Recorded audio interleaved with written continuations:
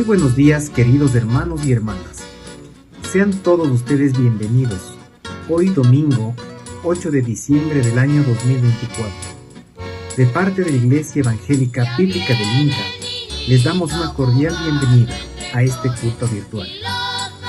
Dejamos todo este tiempo en las manos de Dios. Dejamos en sus manos la alabanza, el estudio bíblico para los niños y también la prédica de la palabra. Seamos todos y todas bienvenidos.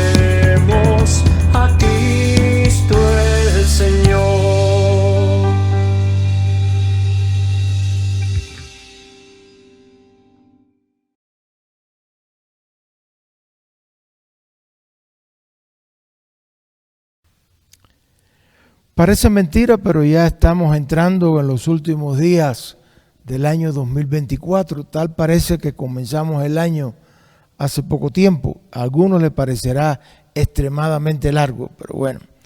Yo quisiera invitarles a ustedes que abrieran sus Biblias en un pasaje de Lucas, capítulo 9, que es uno de esos pasajes bíblicos que son complicados de entender y de interpretar.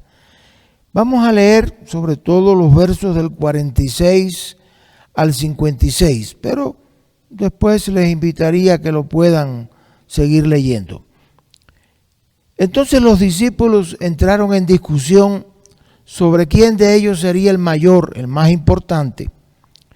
Y Jesús, percibiendo de sus corazones, tomó a un niño y lo puso junto a sí, y les dijo: cualquiera que recibe a este niño en mi nombre, a mí me recibe, Y cualquiera que me recibe a mí, recibe al que me envió, porque el que es más pequeño entre vosotros, ese es el más grande. Entonces respondiendo Juan dijo: Maestro, hemos visto a uno que echaba fuera demonios en tu nombre y se lo prohibimos porque no sigue con nosotros. Jesús le dijo: no se lo prohibáis, porque el que no es contra nosotros, por nosotros es. Cuando se cumplió el tiempo que él había de ser recibido arriba, afirmó su rostro para ir a Jerusalén y envió mensajeros delante de él, los cuales fueron y entraron en una aldea de los samaritanos para hacerle preparativos. Mas no le recibieron, porque su aspecto era como de ir a Jerusalén. Viendo esto, sus discípulos Jacobo y Juan dijeron: Señor, ¿quieres que mandemos que descienda fuego del cielo como hizo Elías y los consuma? Entonces volviendo los reprimió, diciendo: vosotros no sabéis de qué espíritu sois, porque el Hijo del Hombre no ha venido para perder las almas de los hombres, sino para salvarlas. Y se fueron a otra aldea. Palabra de Dios, que Él bendiga en nuestros corazones. Estamos en Adviento. Adviento es una época, como muy bien explicaba el domingo pasado el pastor Félix, es una época de reflexión, de meditación, de reencuentro con Jesús. Es un momento que nos llama a hacer una pausa en nuestras vidas, como cristianos y como ciudadanos, y que reflexionemos sobre nuestro accionar para encontrar nuevos sentidos y nuevos horizontes de vida. Vamos a encender en el transcurso del culto la segunda vela, que es la verde, que significa la esperanza. Pero hay que hacer una pregunta vital para nosotros hoy. Preguntémonos con toda transparencia: ¿es posible en el Ecuador de hoy hablar de esperanza? Escuchaba el otro día un programa radial del cual me deprimió. El conductor del programa le hacía entrevistas a jóvenes. A mí no me gustan mucho las entrevistas esas radiales, porque escogemos a 2 o 3 y ya decimos, esa es la opinión de todo el mundo. Pero bueno, entrevistaba a muchos jóvenes, y muchos de ellos, hombres o mujeres, cuando él les decían, bueno, ¿qué van a hacer hacia el futuro?, mostraban ciertas dudas. Y había así una inquietud que todos reflejaban. Bueno, tenemos que pensar en vocaciones que nos den empleo, porque hoy el problema es el empleo. Pero bueno, ahí es humano, es lógico. Lo que sí me decepcionó y me puso triste fue que la inmensa mayoría, cuando le hablaba del futuro, decía, bueno, lo único que queremos es irnos del país, es irse para otro lugar. No es un consuelo para nosotros, pero es una realidad a escala global. Pero no es un consuelo. A veces nos consolamos con ver quién está peor que nosotros. Esa no es salida nunca. Hay 2 ejemplos que siempre quiero poner. Mi hijo, o nuestro hijo que vive en Estados Unidos, él me dice, papi, vivimos en un mundo que está al revés. Que está al revés. Y el otro, hace un tiempo atrás, me llamó mucho la atención una serie casi caótica, una serie de acontecimientos que ocurrieron en Gran Bretaña. Y me puse a investigar qué había pasado. Había una violencia en todo el país terrible. Conozco bien a Gran Bretaña, un país de una cultura alta, de una educación, de un nivel que está por encima de nosotros. Y decía, ¿cómo es que ha pasado esto? Investigando, me puse a leer un artículo de la BBC y ellos informaban que todo se originó en una falsa noticia. A alguien se le ocurrió decir, lamentablemente habían asesinado a 2 muchachitas jóvenes, casi adolescentes, y eso encendió la ira, es lógico, de todo el pueblo. Pero se le ocurrió decir que ese muchacho que hizo esto era un emigrante ilegal musulmán. Uy, se armó algo terrible, una violencia despiadada. Quemaron templos musulmanes, mezquitas, agredieron a musulmanes, fue una violencia descarnada. El primer ministro muy responsablemente dijo, miren, no es real. Y transparentó algo, dice, yo no puedo hacer esto, pero lo voy a decir. La persona es de Irlanda y no es ilegal. Hace muchos años está aquí. Y sencillamente, paren, por favor, paren. La cosa no se paró, porque nos gusta, nos entretiene más la mentira que la verdad. Y yo decía, vivimos un momento en que las mentiras se venden, se proyectan como la verdad. Y parece que vemos un momento en el cual seguimos más las mentiras que las verdades. La mentira nos hace perder los horizontes de la esperanza. Es decir, cuando caemos en un mundo de mentiras, perdemos la esperanza. Segundo lugar, la mentira nos hace incapaces de analizar la realidad racionalmente. Es decir, somos víctimas de la manipulación que se hace por distintos medios de verdades o de mentiras que se venden como verdades. Y sobre todo, la mentira hace que se aliente en nosotros buscar falsas esperanzas. Falsas esperanzas que son engañosas, que no son verdad. Y nosotros en la iglesia cristiana, sobre todo en la iglesia evangélica, somos muy dados a hacer interpretaciones incluso de la Biblia demasiado apocalípticas, demasiado irreales, demasiado no son verdades. Yo les voy a poner 3 ejemplos de estas interpretaciones apocalípticas que son engañosas. En 1997, el norteamericano Michael Dresden publicó un libro que fue un bestseller, se vendía como pan caliente, que se llamó El Código Secreto en la Biblia. Trataba de decir que en la Biblia había código secreto. Se apoyaba mucho en el Pentateuco hebreo, judío. Y ahí sacaba ciertas conclusiones totalmente irracionales.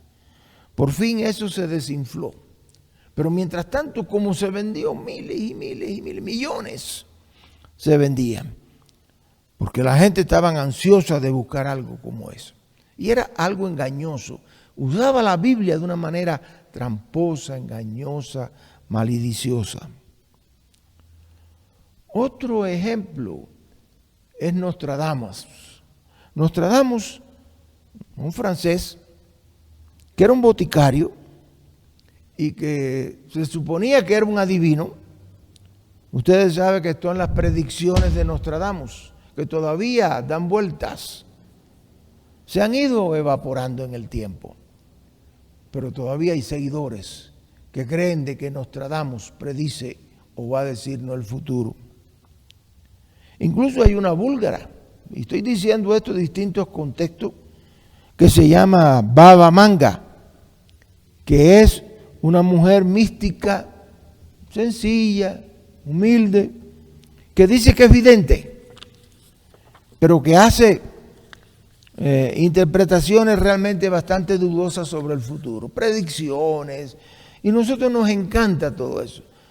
Incluso en la Biblia empezamos a decir, cuando uno lee el Apocalipsis, que no tiene nada que ver, el Apocalipsis es un libro de resistencia de los cristianos frente al Imperio Romano. Te da mucha esperanza en medio de persecuciones, en medio de la muerte, en medio del dolor.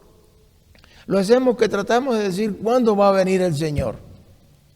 Empezamos a sacar cálculos y olvidamos el pasaje de Hechos, que cuando los discípulos le dijeron, Señor, ¿cuándo tú vas a volver? Él dijo, eso a ustedes no les interesa. Vayan y prediquen el Evangelio. Me parece que eso hay que ser más realista hoy. Busquemos qué es lo que no debemos hacer en momentos como los que vivimos en el Ecuador y donde quiera que estuviésemos. Por eso, Lucas 9 me parece interesante. ¿Qué nos propone Lucas 9? Lucas 9 nos propone no soluciones mágicas, no elementos falseados de mentiras llenas, sino que Lucas 9 lo que nos dice es que debemos reorientar nuestras vidas. Creo que en el Ecuador no podemos buscar soluciones si no reorientamos nuestra vida, reorientamos el futuro, reorientamos nuestras esperanzas. Y aquí hay 3 pasajes o 3 hechos que yo quiero pensar con ustedes. Uno es el uso del poder y el ser como niño o como niña. Segundo lugar, es cuando nos invita a abrir horizontes y oponernos a todos los extremismos excluyentes. Y el último lugar está ante la cultura del odio y la venganza, levantar el testimonio del amor, el tema del juicio y la salvación. Vamos a ir brevemente en estos 3 elementos. Uno está el uso del poder y el ser como un niño. El tema del poder es un tema que atraviesa nuestras sociedades, todas. Y todos buscamos poder, queremos poder y más poder, que puede ser de dinero, que puede ser de profesiones, que puede ser político, que puede ser económico, puede ser cualquiera. Y es muy interesante que los discípulos discutían que ellos, ¿quién es el más importante entre nosotros? Y Jesús no dijo ningún discípulo. Tomó un niño y lo puso en medio y le dijo, este es el más importante. Cualquiera que reciba a este niño en mi nombre, a mí me recibe. ¿Qué significa poner a un niño como el más importante? En primer lugar, un niño tiene una sanidad de vida, una pureza de vida. Es puro.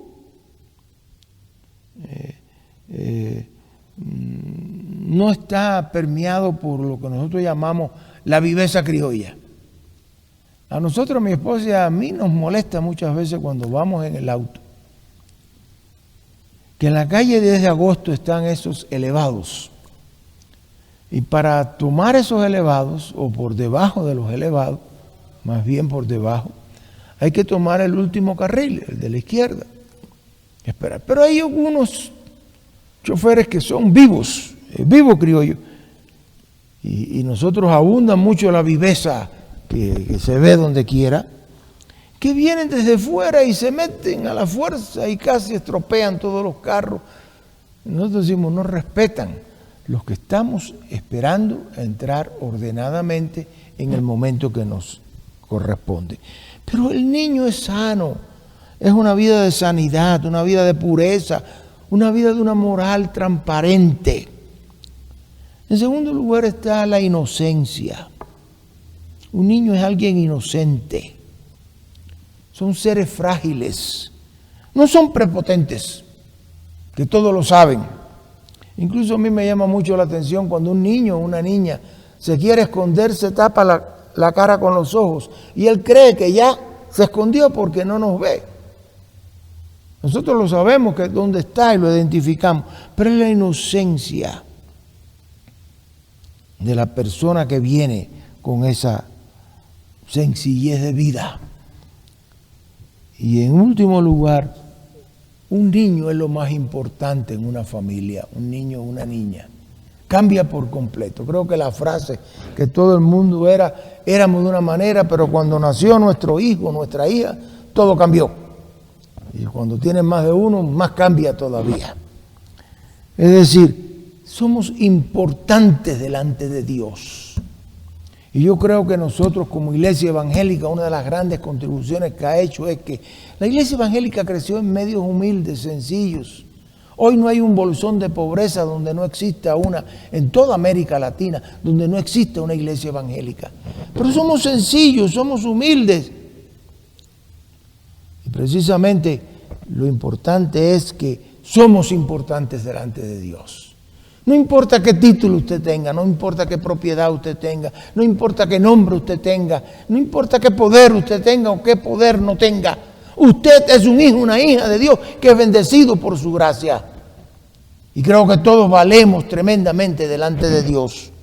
Precisamente vamos a celebrar la Navidad.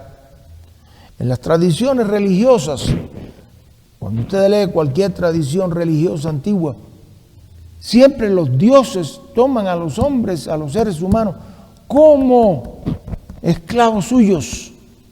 Aquí en la fe cristiana es Dios quien se hace hombre, asume nuestra humanidad tal cual somos, la reivindica, nace en un pesebre y muere en una cruz. Señal de un amor que es inclaudicable, que es impensable, que se da por nosotros.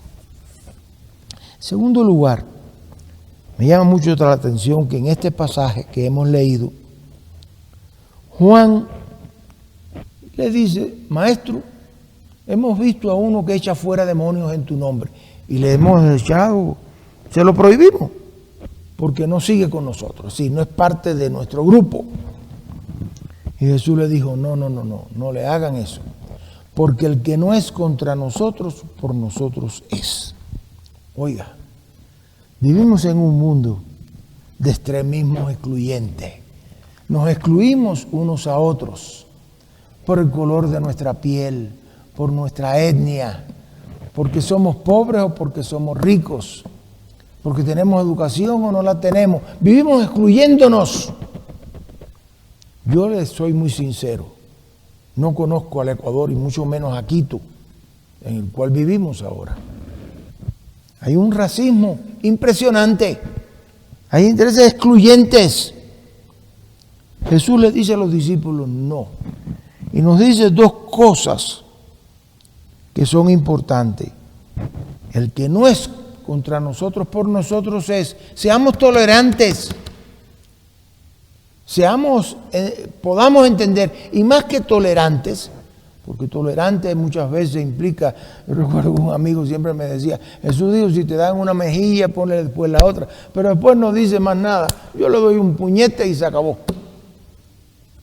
No, seamos que más bien seamos capaces de reconocer que el otro y la otra, que es diferente, y demos gracias a Dios porque todos somos diferentes en esta mañana, o donde quiera que estemos, vamos a encontrar muchos seres diferentes. Bendito sea Dios por esto.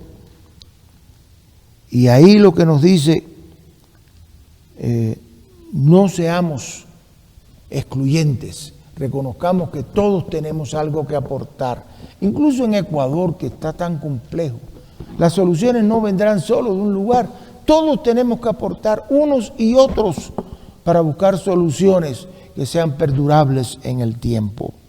No excluyamos, sino incluyamos.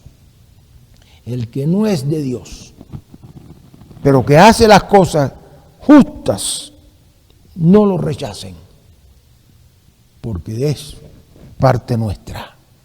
Qué apertura de mente en un mundo de tantas exclusiones. Yo recuerdo que cuando habíamos establecido una iglesia allí en Ginebra, en Suiza, en el tiempo que trabajamos allí, que fue muy bendecida, era una comunidad que acogía a todos los latinoamericanos, incluso muchos españoles también iban, hablábamos español y iban. Y recuerdo que en esa larga trayectoria, para no ser muy largo, el jefe de la policía una vez me llamó y me dijo: pastor, yo quiero hablar con usted queremos pedirle un favor. Y digo, bueno, pase, yo estoy un poquito complicado, pero vengan acá, almorzamos juntos donde yo trabajo. Yo voy a traer al pastor de la iglesia y usted pues traiga a quien usted quiera traer y almorzamos y conversamos y hablamos. Y así lo hicieron, el día que lo habían acordado. Y él vino a pedirnos algo que dice, tenemos un problema muy serio en la cárcel. Casi el 40% de los presos son latinoamericanos. Y tenemos un problema social muy serio porque no sabemos cómo tratarlo. Hay suicidio, hay violencia, ¿cómo? Nosotros quisiéramos pedirle que si usted pudiera atenderlos. Y yo recuerdo que le dije, mire, con mucho gusto vamos a hacerle ese servicio. Pero yo personalmente me es muy difícil, podré ir algún momento. Pero yo viajo mucho, estoy fuera, mi trabajo me requiere mucho. Yo hago este trabajo de la iglesia fuera de tiempo. Pero si usted me permite, yo le puedo organizar un equipo que incluso mexicanos que atiendan mexicanos, colombianos, argentinos, peruanos a peruanos, bolivianos, etc. Y que va a funcionar.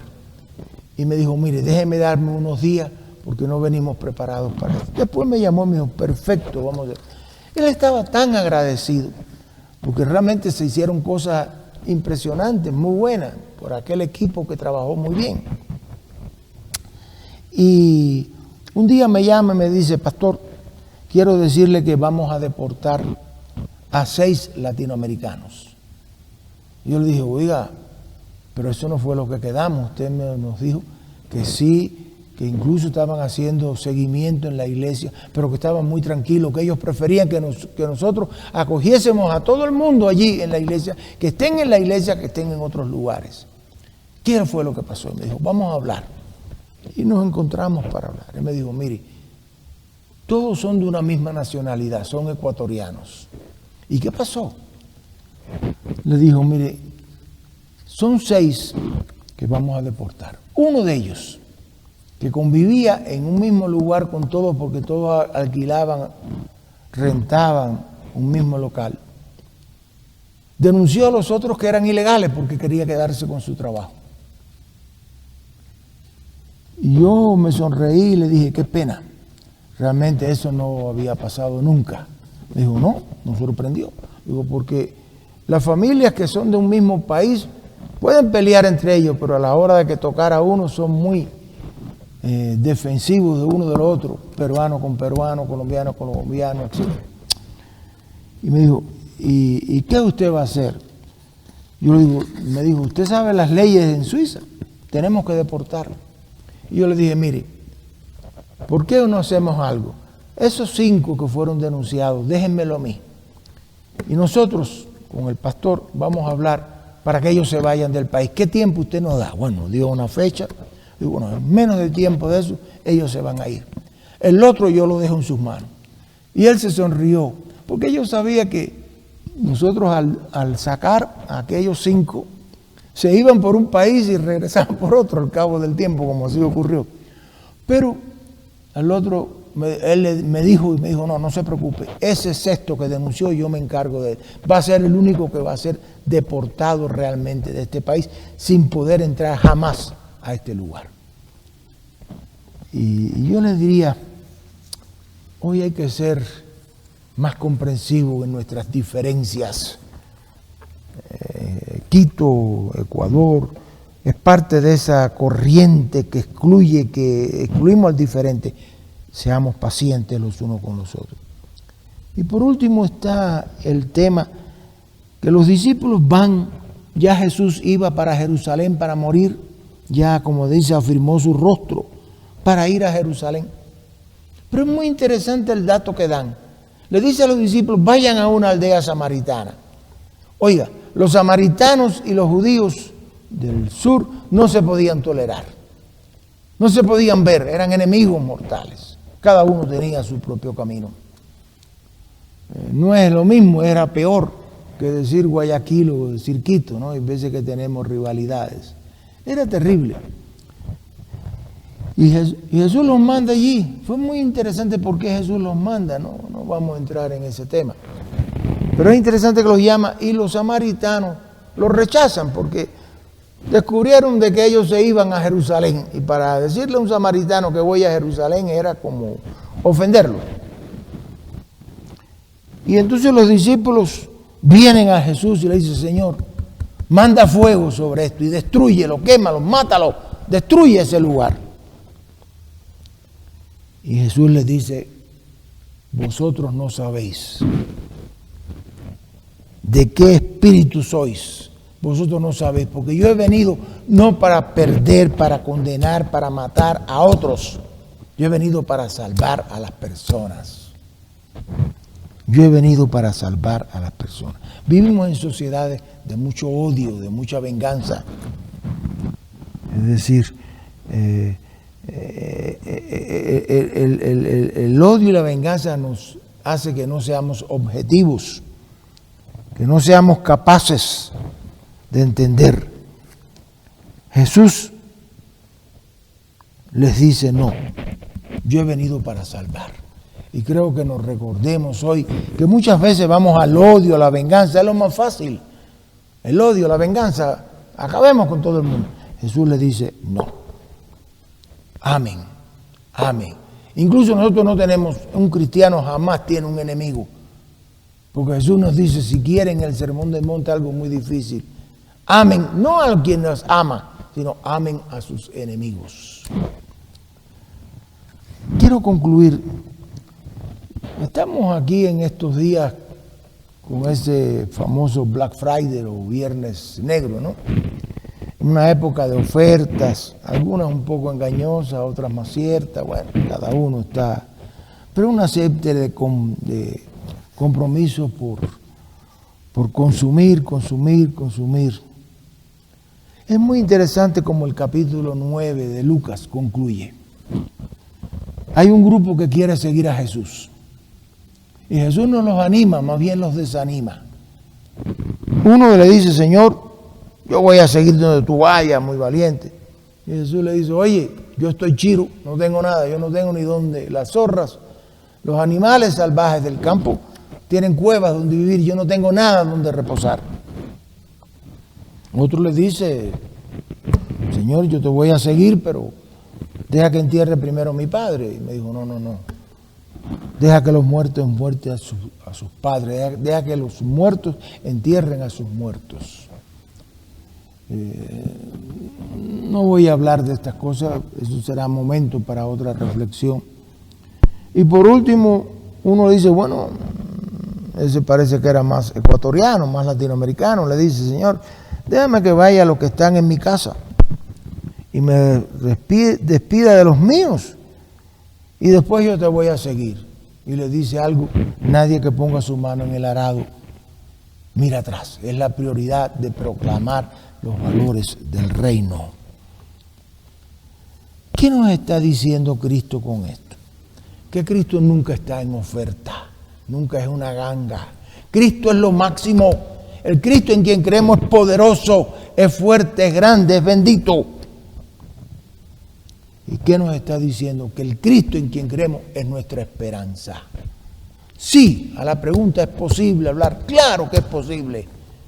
Creo que tenemos un país maravilloso, un país mágico, un país increíble, una gente, belleza de personas. Cristo es nuestra esperanza. Y mientras estemos con el Señor, siempre habrá esperanza de que mañana será distinto y mañana podemos comenzar de nuevo la esperanza en Cristo. Si quieres ser fuerte, grande, importante, sea como un niño, como una niña. Acepta, no discrimine a quien es diferente a ti. Potencialo en sus posibilidades. Y Dios nos ama y es fiel hasta nacer en un pesebre y morir en una cruz. Porque Dios vino para salvarnos y darnos esperanza. Que Dios nos bendiga y que sea con nosotros en esta época de Adviento, que nos llama a la reflexión y nos preparemos para enfrentarnos a una Navidad. No sé si habrá luz o no habrá luz, pero una Navidad de esperanza, porque Cristo es nuestra esperanza. Amén.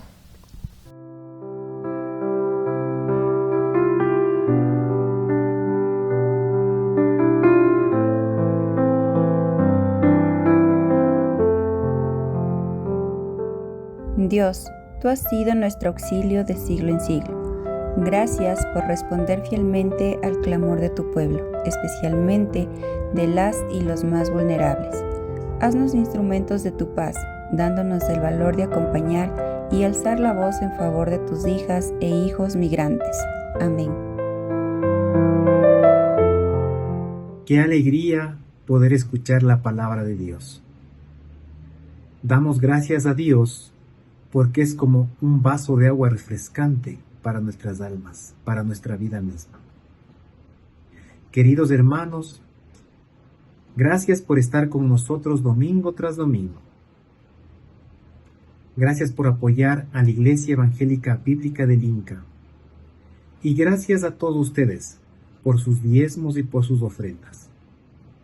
La cuenta corriente de la Iglesia Evangélica Bíblica del Inca se muestra a continuación.